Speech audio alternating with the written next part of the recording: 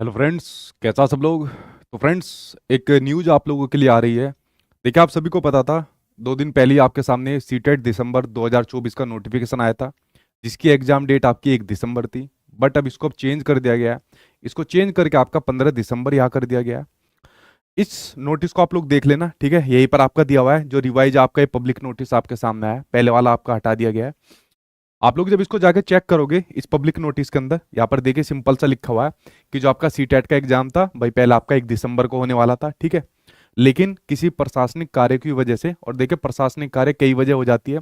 सबसे बड़ी जो अभी वजह जो निकल कर आ रही है, हालांकि कई वजह है, कि देखिए जो आपकी सीटेट की जो यूनिट होती है पटपड़गंज के अंदर, तो जो मेन आपकी जो सीटेट सीटेट कह रहा हूँ, जो सीबीएसई की जो मेन ब्रांच होती है, तो वहाँ के जो एम्प्लॉय होते हैं उनके उनको काम के अंदर ले लेते हैं अपने बाकी के दूसरे एग्जाम के अंदर, लाइक आपके बोर्ड के जो एग्जाम होते हैं।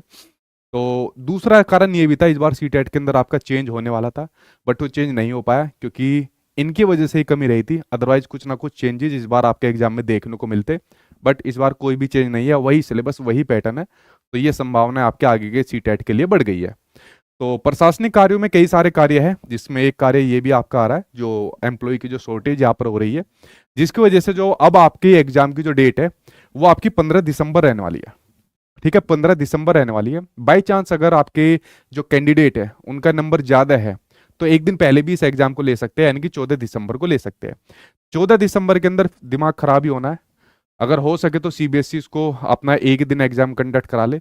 14 दिसंबर को अगर एग्जाम लेंगे वही होगा, दो दो शिफ्ट के अंदर एग्जाम होगा। फिर वो ये पता कैसे चलेगा किस में आसान आ रहा है किस में हार्ड आ रहा है। नॉर्मलाइजेशन के बारे में इन्होंने जब ऑनलाइन शिफ्ट के अंदर पेपर हुआ था, तब भी कुछ नहीं करा था, ठीक है। तो ये मतलब गड़बड़ी इसके अंदर संभावना देखने को मिलती है, और सीबीएसई कोई खास इसके ऊपर ध्यान देता भी नहीं है।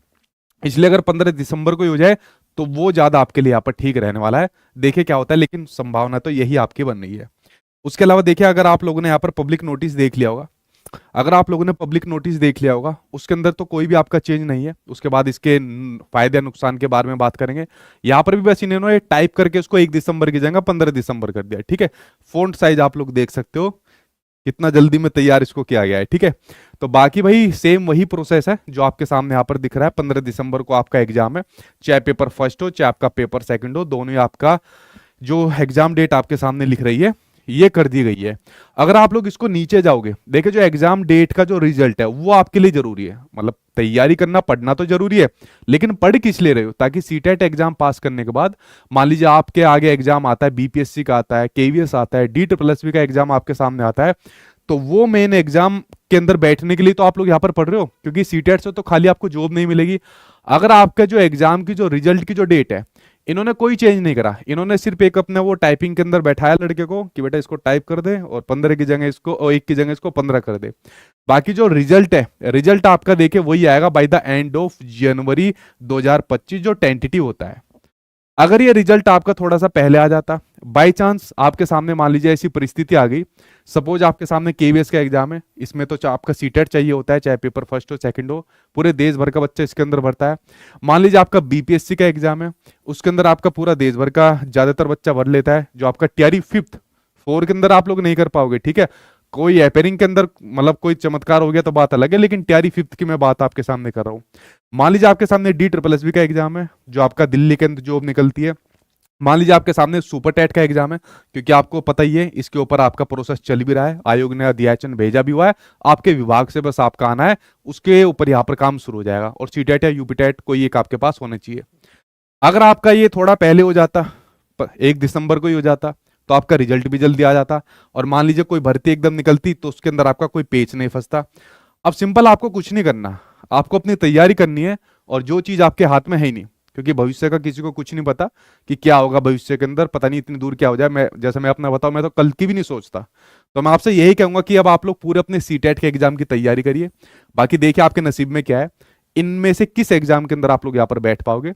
फायदा ये हो जाता, अगर 15 दिन पहले आपका ये मतलब एग्जाम हो जाता, रिजल्ट जल्दी आ जाता, तो इन एग्जाम में बैठने की आपकी संभावना और भी बढ़ जाती, ठीक है। बस ये थोड़ा 15 दिन आपका लेट हुआ है, बाकी कोई और बदलाव नहीं है, कोई इसी पैटर्न के अंदर किसी प्रकार का चेंज नहीं हुआ है। अपनी तैयारी में लग जाइए, 15 दिन आपको एक्स्ट्रा मिल गए, बस इस वाली बात को समझ लेना। आप लोग डेली कोर्स लेते जा रहे हो, चाहे आपका सीटेट का पेपर फर्स्ट हो पेपर सेकंड हो, या दोनों ही आप लोग लेना चाहते हो, तो मेरी एप्लीकेशन पर ये आपका कोर्स चल रहा है, जिसमें अभी आपका डिस्काउंट भी चल रहा है, जो आपका 30 तारीख तक ही आपका डिस्काउंट रहने वाला है। तब तक आप इस कोर्स के माध्यम से पढ़ सकते हो, जिसमें सभी सब्जेक्ट के टीचर आपको पढ़ाते हैं। सारा कंटेंट इसके अंदर आपको देखने को मिलता है, जितना भी आपके सामने है। कल मैंने एक वीडियो बताई थी, आपको सिलेबस के साथ को डिस्कशन करा था, क्या पढ़ना है, कहाँ से पढ़ना है। सेल्फ स्टडी बताई थी और बैच लेना है, बैच के माध्यम से आपको पढ़ना है, वो सभी चीज आपको बताई थी। सेल्फ स्टडी में आपको चीज अपने पास से तैयार करनी पड़ती है, लेनी पड़ती है, कंटेंट खरीदना पड़ता है। बैच के अंदर आपको फिर 1 रुपए इन्वेस्ट करने की जरूरत नहीं पड़ती। ये चीज आप लोग दोनों में से कोई एक चीज देख सकते हो। आज मेरी 8 बजे सीडीपी के सिलेबस के बारे में मैं आपको बताऊंगा। सीडीपी का जो सिलेबस होता है, आपके एग्जाम में 30-30 नंबर का दोनों पेपर के अंदर आता है, लेकिन दूसरे सब्जेक्ट में भी बहुत आपको हेल्प करता है। और इस वाली बात को मैं कहता हूं कि कम से कम आपका सीडीपी का जो आपका एक आपका सब्जेक्ट होता है, वो कम से कम 45-50 नंबर का बन जाता है।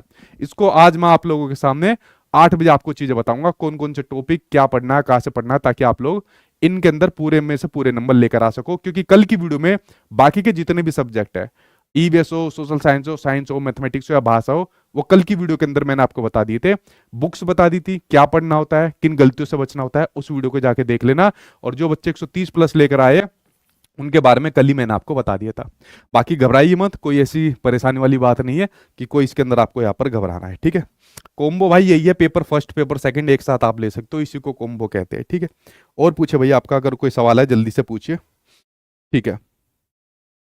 ठीक है, अब ज्यादातर आपको वही आ रहा है, केवीएस की इन्फॉर्मेशन चाहिए। मेरे भाई एक बार एग्जाम पास कर लो एग्जाम पास करने के बाद फिर आपको सभी इन्फॉर्मेशन मिल जाएगी। पहले इसके ऊपर ध्यान लगा लो, उसके बाद बाकी इन्फॉर्मेशन आपको दे दूंगा, ठीक है। तो चलिए फ्रेंड्स, मिलता हुआ आज रात की 8 बजे की आपकी सीडीपी की क्लास के अंदर। तब तक परेशान मत होइए, बस ये सोचिए आपको 15 दिन फालतू मिल गए। अब ये 15 दिन का गैप आपके लिए अच्छा होगा बुरा होगा, ये भविष्य के अंदर आपको चीजें देखने को मिलेगी। बट फिलहाल आपको 15 दिन फालतू मिल गए, जो कि सीटेट के एग्जाम में मुझे लगता नहीं जरूरी है, ठीक है। इतने टाइम में भी आप बहुत बढ़िया एग्जाम से पास हो सकते थे। चलिए अब मिल गए तो क्या कर सकते हैं, ठीक है। चलिए फ्रेंड्स, मिलता हूँ आपसे आज रात की 8 बजे।